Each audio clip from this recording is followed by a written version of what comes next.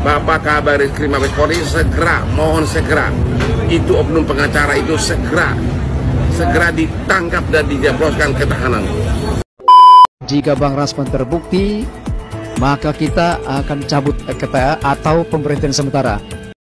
Saya sampaikan somasi terbuka, ya, somasi terbuka kepada produser acara Pagi Abiar di Trans TV. Ini sudah beberapa kali Anda menayangkan tentang saya.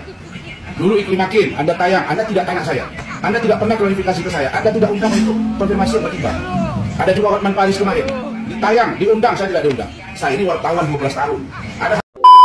Oke. Nah, adapun tentang Fadel, banyak yang komen, banyak yang telepon, banyak wartawan nanya, banyak juga yang DM, Bang, kan Fadel itu klien Abang, nanti dia bisa jumpa dengan si Loli. Wah, tanya klien Fadel. Saya bilang, Fadel, ini berkasus, lagi persoalan hukum. Kamu tidak bisa komunikasi sampai dia dewasa. Tanya Fadel. Ya.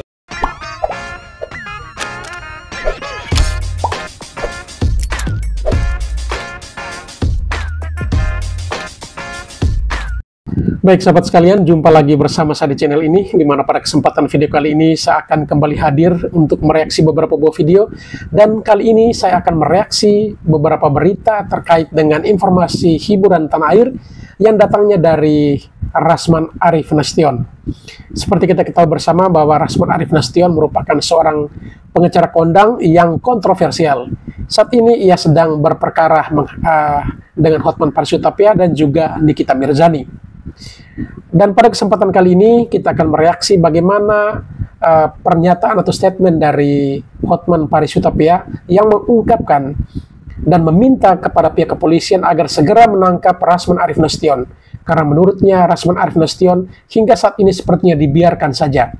Hal ini diduga kuat dengan adanya dugaan atau spekulasi terkait dengan ijazah yang dimiliki Rasman adalah ijazah palsu.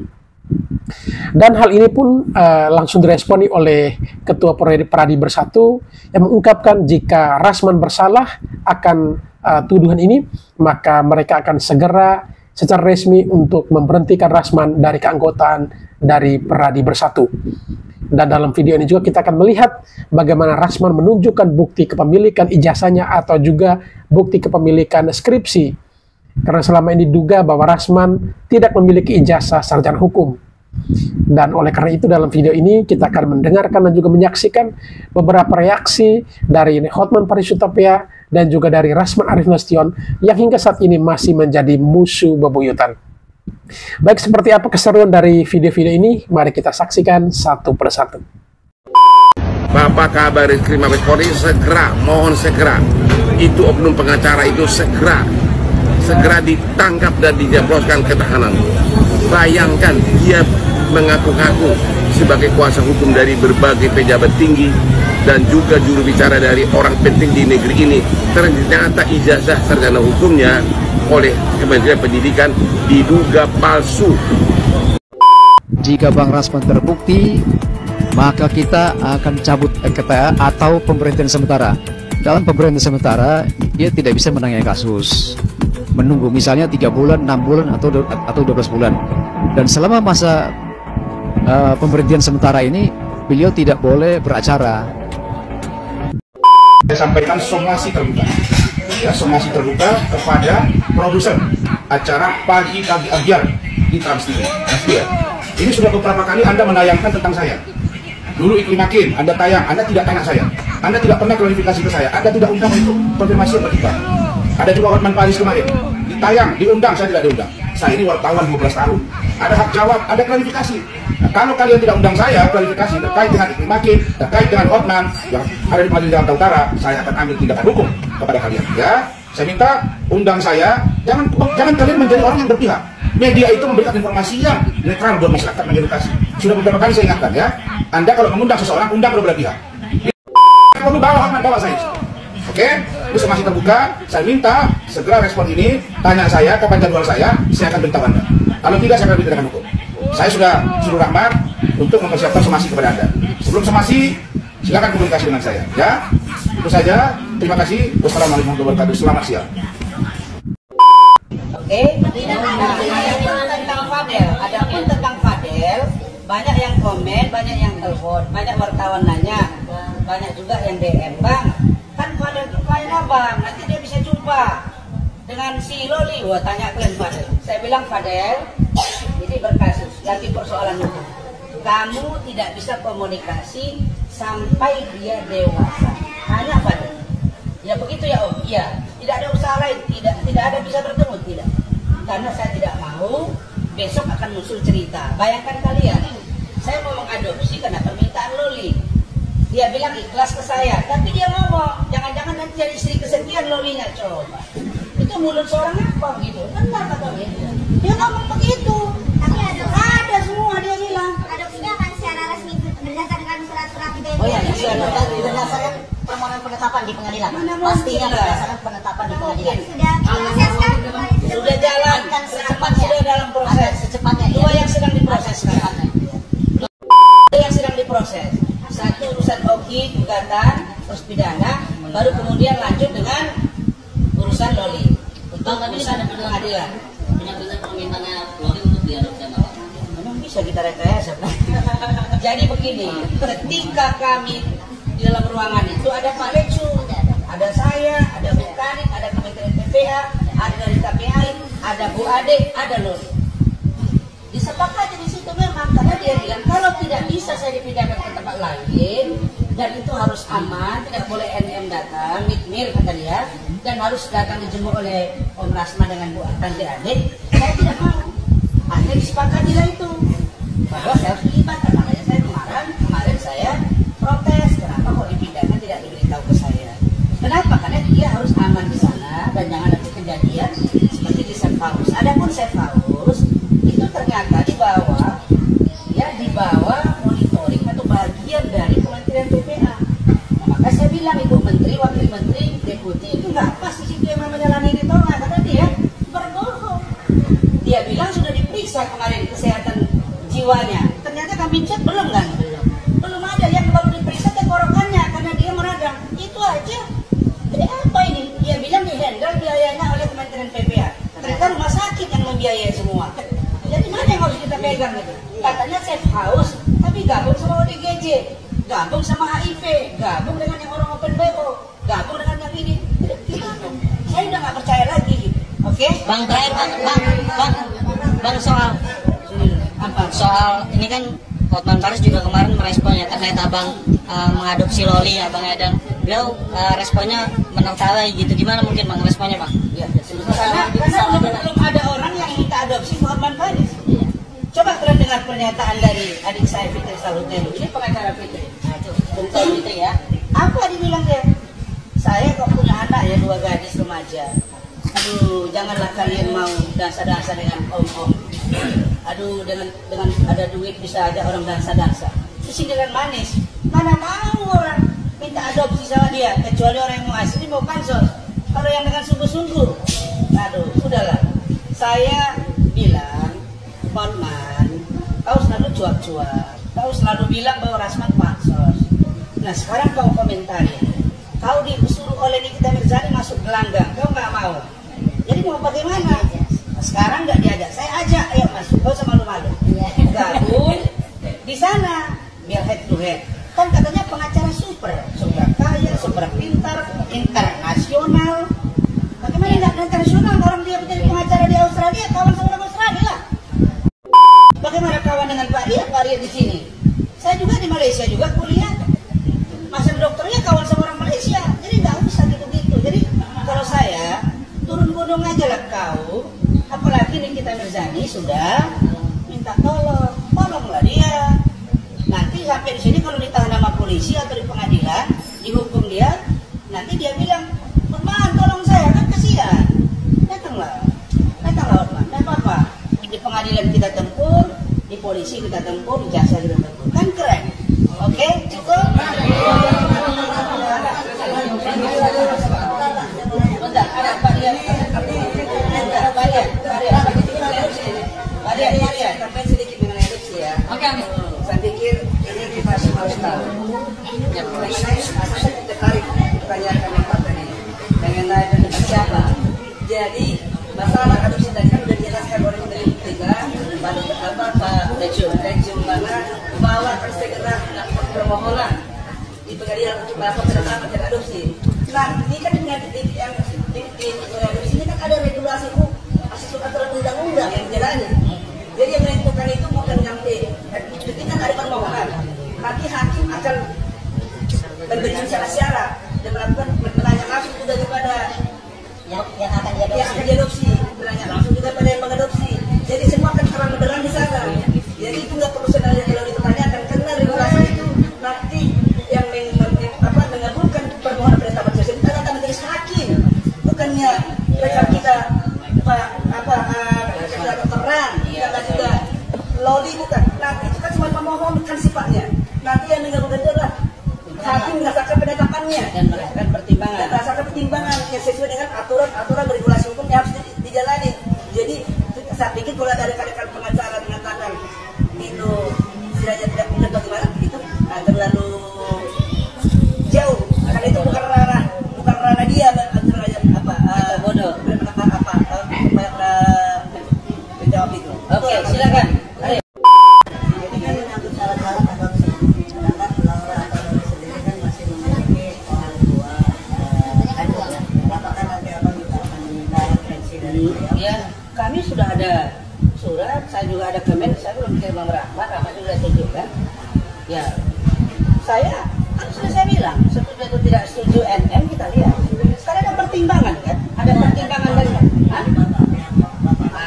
masalah bapak ini yang jadi problemnya. Bukan berarti terhalang ya.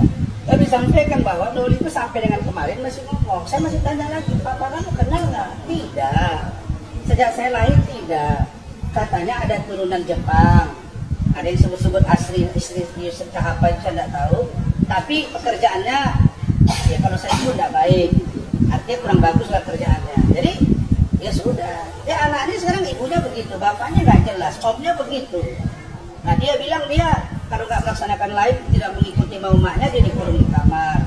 Nanti dipukuli sama mamanya sama om-omnya. Mengerikan sekali gitu. Belum lagi kelakuan mamanya di rumah mamanya di rumah itu gitu kan. Nah, dia bawa laki-laki dan macam-macam. Jadi sulit lah ya. Saya kira nurani kita. Jadi saya terima kasih kepada Kaduk Posdek Kapusdok ya, Kepala Pusat Kesehatan dan Dokter dari Rumah Sakit Kramat Jati Polri ya, Kapusdokes sudah merespon positif dan Loli telah menempati kamar yang lebih representatif, lebih layak dan lebih pantas. Saya kira cukup. Yuk, thank you, Bang. Halo Botak, hai Botak, mau dong diposting wajah gantengku di IG kamu. Hai Botak, mau posting hari ini, yang ini. Ganteng nggak?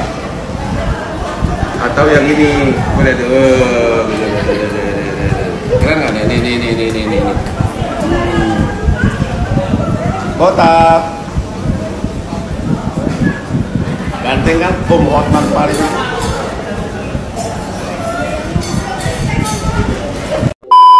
Mengangkat anak,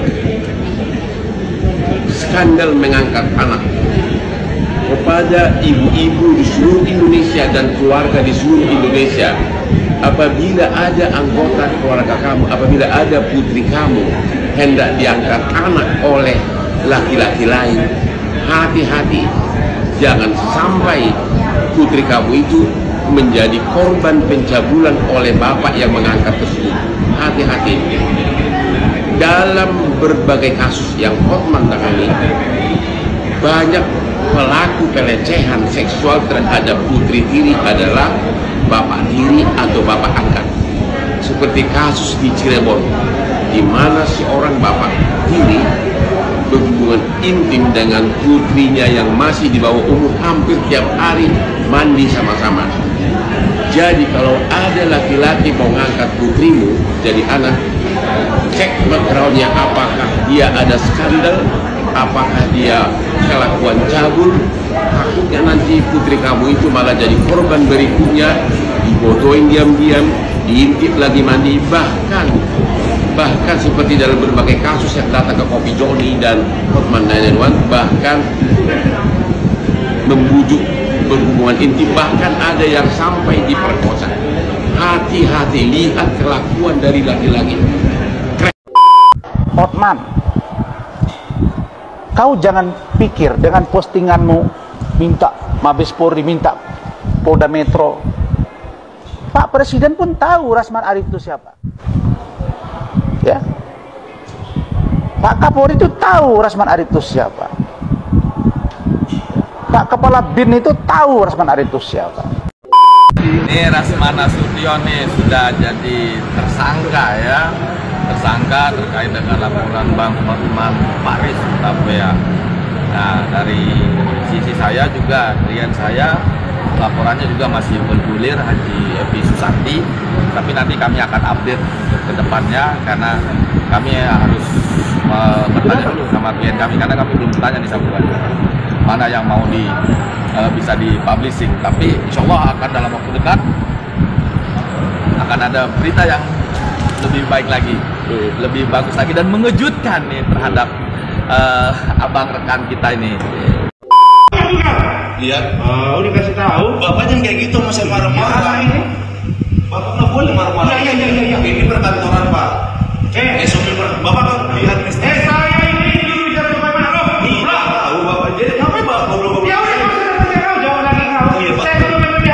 Biasa tahu Bapak. Tolong kalian hadir biar saya pertontonkan bagaimana chattingan si Hotman kepada saudara Iklim Hakim. Yang ini menurut Iklim Hakim ke saya dari Hotman. Saya tidak tuduh benar itu atau tidak, tapi diduga kalau dalam pikiran saya pengakuan dia ke saya dari Hotman. Nah, tapi kalau ini nanti misalnya benar atau tidak, biar hakim yang menilai. Nanti saya bawa ke rumah saya dibilang saya mau ini. Alah, dibilang lagi sama si NM itu jangan-jangan jadi bininya. Gimana akhlak kau? Hah? Siap-siap aja, nanti bisa jadi istri yang keberapa? Ya Allah. Emang kau? Hah? Mau saya buka apa yang dikatakan Loli tentang kelakuan kau dalam rumah? Dengan pacar-pacar kau? Saya buka nanti kau. Aduh, sudah. Saya masih menahan diri. Cukup. Tadi Loli juga masih ngomong kok. Dengar Ibu Indra. Bagaimana di sana? Ya? Kau yang begitu. Kau bilang ikhlas. Besoknya kau speak up lagi. Kau bilang sayang sama Loli, tapi besoknya kau umumkan kau sudah stop asuransinya. Apa ini? Hari ini A, besok B. Buka pintu terlalu lebarnya, tapi datang diusir. Ya Allah, udahlah kita ini terlalu sibuk gara-gara si Nikita Mirzani ini. Proses hukum ini tangkap tahan, biar diam ini. Loli pernah ngomong loh, Om, begitu dia ditahan kemarin di Serang, kami nyaman di rumah itu. Itu perkataan Loli. Dan ini mungkin kalau dengan saya dia masuk, mungkin akan lebih nyaman. Sekarang saya tegaskan lagi. Loli tadi ngomong, Om, kalaupun saya sudah dewasa, saya tidak mau bertemu dengan NF. Loli itu bilang, Om, dia lagi pacaran. Dia sedang-sedang di Paris. Saya di sini apa? Rasman. Rasman, bahlul ente Rasman.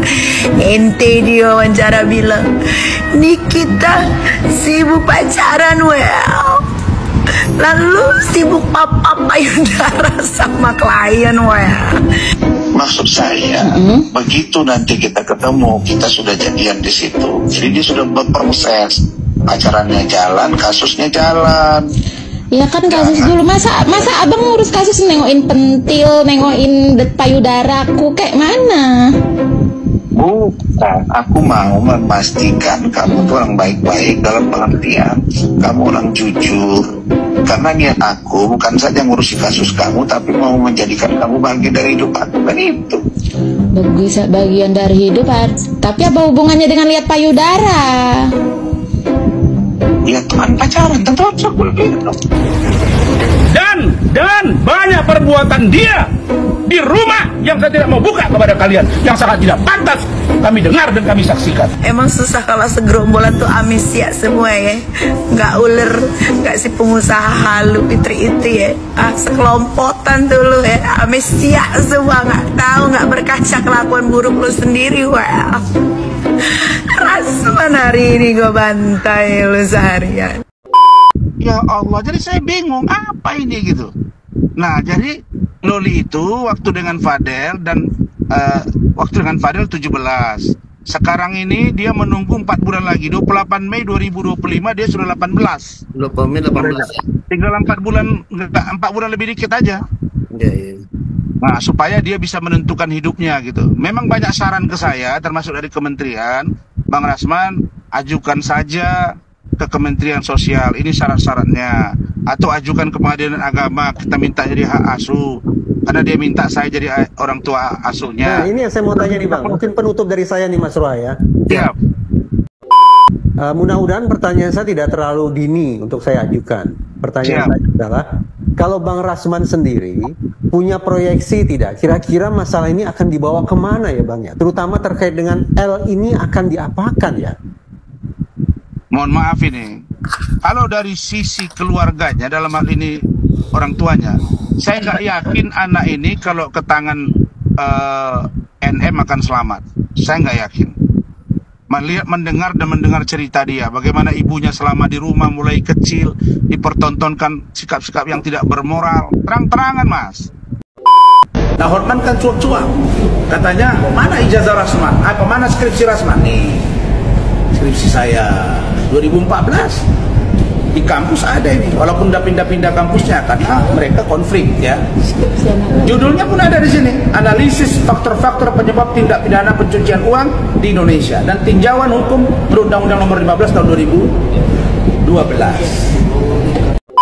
Rasman tertonjok, Rasman terdakwa kasus Bang Hotman Paris tertonjok. Well, gimana Rasman? Endul nggak boga maneke?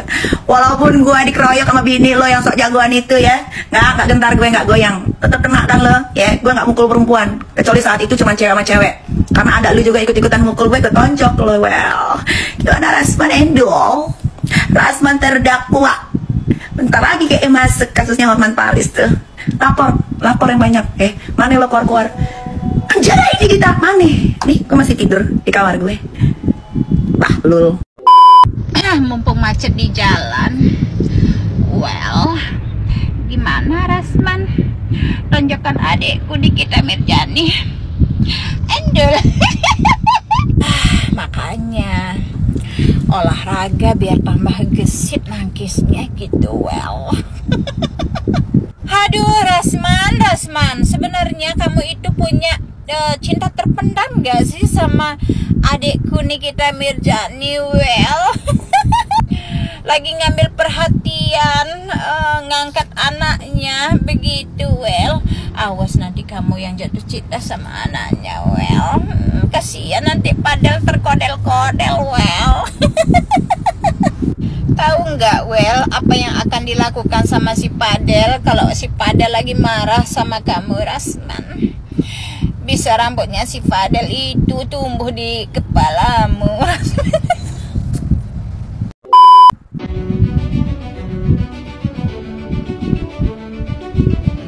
Rasman, ibu siapapun di dunia ini, kalau lu ngerecokin anaknya, lu jangankan dibilang cuman dipukul Rasman, dibun-bun juga lu bisa.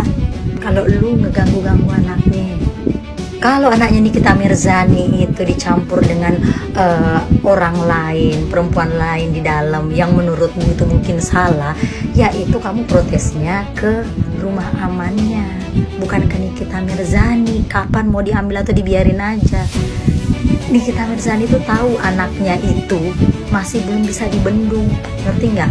Masih tercuci otaknya, masih penuh dengan rasa kebencian. Ibu siapa yang nggak mau pergi ngerangkul anaknya? Gue tanya deh, ibu siapa? Seburuk-buruknya ibu, seburuk-buruknya ibu, itu dia bakal luluh kalau misalnya ketemu anaknya. Masalahnya, anaknya ini ya masih benar-benar belum bisa dibendung. Istilahnya ya, masih ada jiwa setan di dalamnya. anaknya udah nggak bisa ngelihat ibunya tuh sebagai ibu.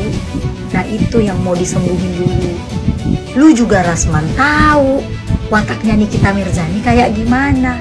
Lah ngapain lu cari gara-gara ngambil anaknya yang kabur dari rumah aman? Ya, kalau otak lu waras, kalau lu emang niatnya nggak mau cari gara-gara, kalaupun anaknya hubungin lu minta tolong buat menjemput, lu nggak bakal mau ikut campur. Apalagi lu itu bertindak sebagai pengacara dari lawannya Nikita Mirzani. Masa orang dewasa bertindak kayak gitu? Ya wajar aja kalau misalnya Nikita naik darah. Udahlah, kita itu juga bisa ngeliat ya permainan-permainan yang sedang kalian lakoni ini. Capek tak gak sih disuguhin dengan hal-hal yang kayak gini? Sangat-sangat tidak mendidik. Lagi pula juga ya, kenapa ini pihak kepolisian membiarkan hal ini tuh berlarut-larut gitu loh, sampai ada masalah baru. Bahkan dari keterangannya si Rasman, pihak kepolisian mendukung lagi untuk melakukan pelaporan. Semakin panjang rentetannya. Gue di sini nggak bela siapapun, tapi gue lihat di sini udah nggak sehat ya. Permasalahan-permasalahan kayak gini selalu dipublikasikan gitu. Aduh, dan lebih parahnya lagi, Pak Polisi, Ibu Polisi, siapapun penegak hukum, tolong dihentikan ini dengan bertindak, ya, bertindak cepat. Pantesan aja orang Indonesia tuh SDM-nya nggak maju-maju, yang kayak gini mulu disuguhin. Masa orang-orang yang berwenang ini tidak bisa berpikir gitu loh, kalau masalah ini lagi lebar kemana-mana, ini bakal menjadi polemik yang bisa merusak generasi bangsa, karena ini dikonsumsi loh seluruh masyarakat Indonesia loh, ya. Yang harusnya permasalahan itu menjadi permasalahan privasi mereka, jadi keluar ke publik semuanya. Lagi pula gue juga heran ini sama media-media. Gue tahu kalian semua itu butuh berita, ya. Tapi seenggaknya kalian semua itu punya tanggung jawab moral atas berita-berita yang kalian sebarkan, berita-berita yang kalian create untuk disebar ke masyarakat. Punya sedikit rasa tanggung jawab moral gitu, ya. Lu harus mikir, kalian harus mikir, kalau kalian nyebarin atau terus-terus membuat polemik ini menjadi panjang, dikonsumsi sama masyarakat luas, ini bakal berdampak besar banget sama generasi muda.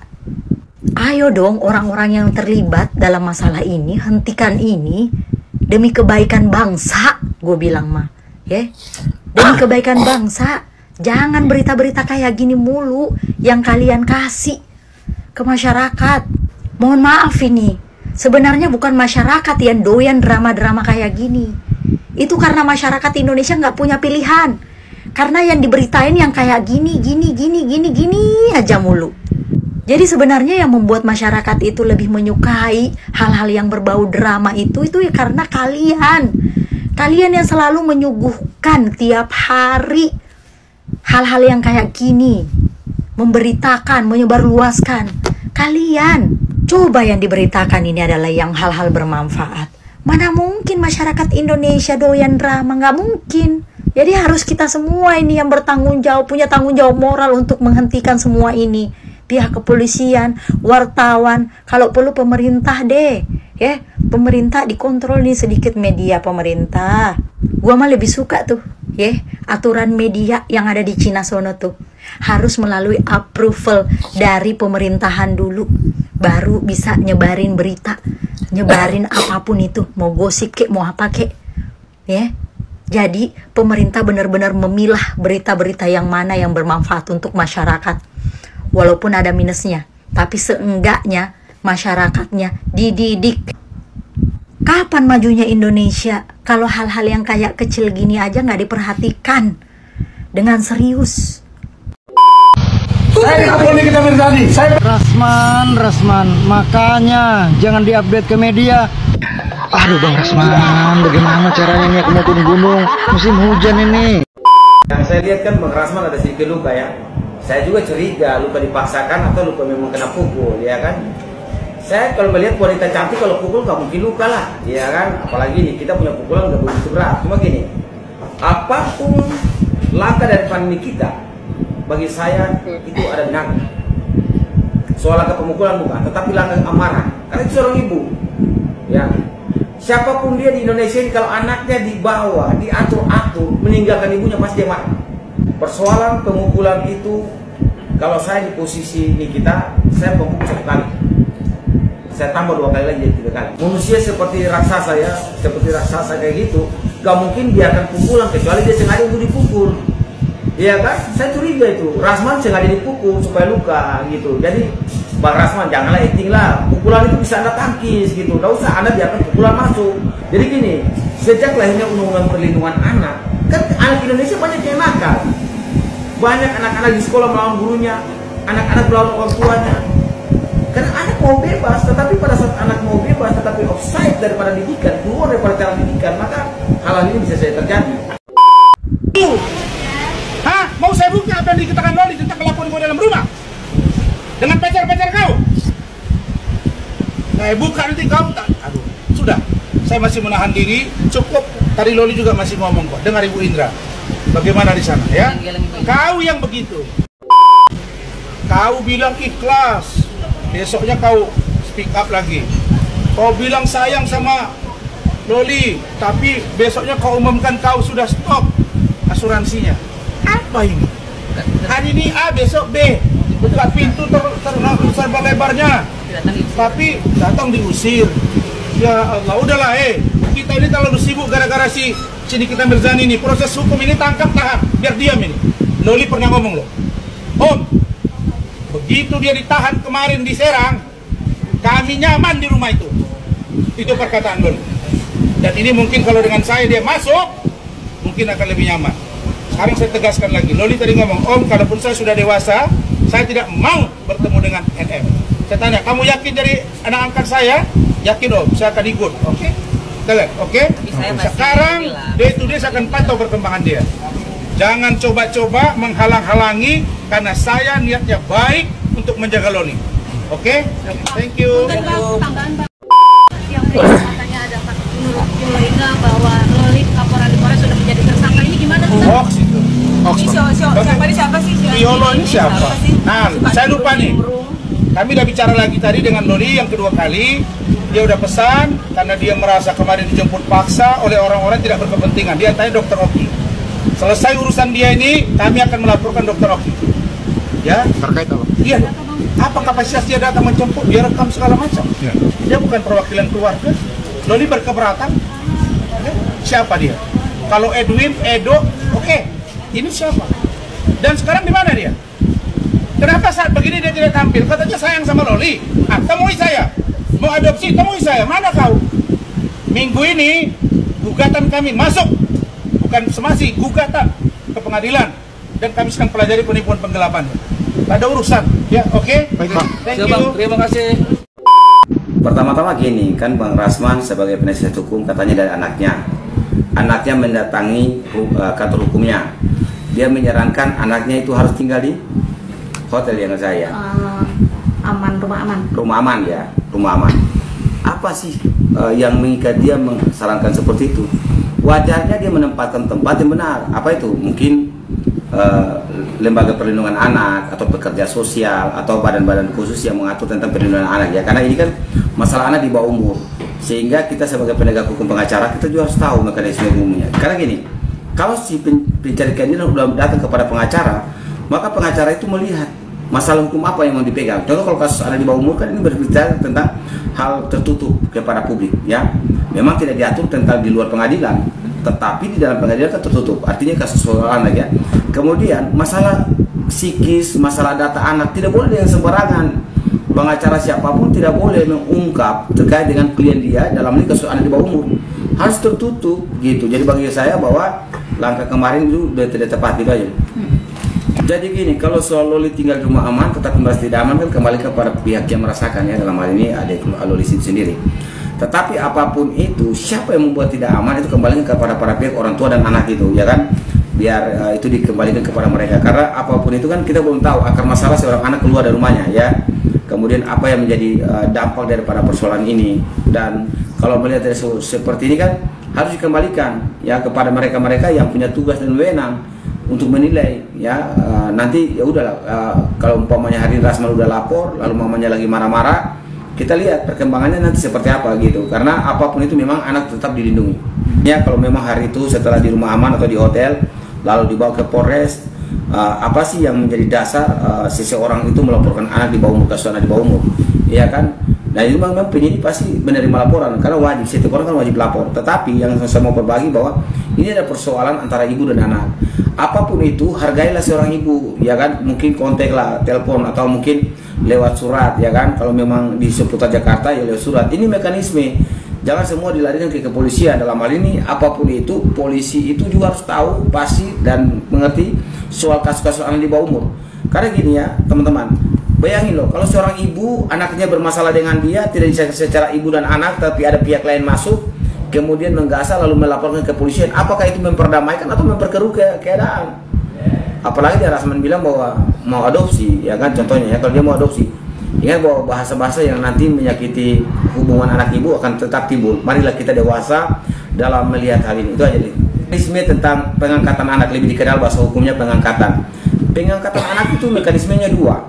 Yang satu, apabila orang tidak mampu maka lewat dinas sosial dengan syarat-syarat yang dibuat di dalam hal ini diajukan oleh dinas sosial untuk ditetapkan nanti. Dari dinas sosial itu melakukan rekomendasi sehingga dinas sosial provinsi mengajukan ke pengadilan untuk penetapan pengangkatan anak itu satu.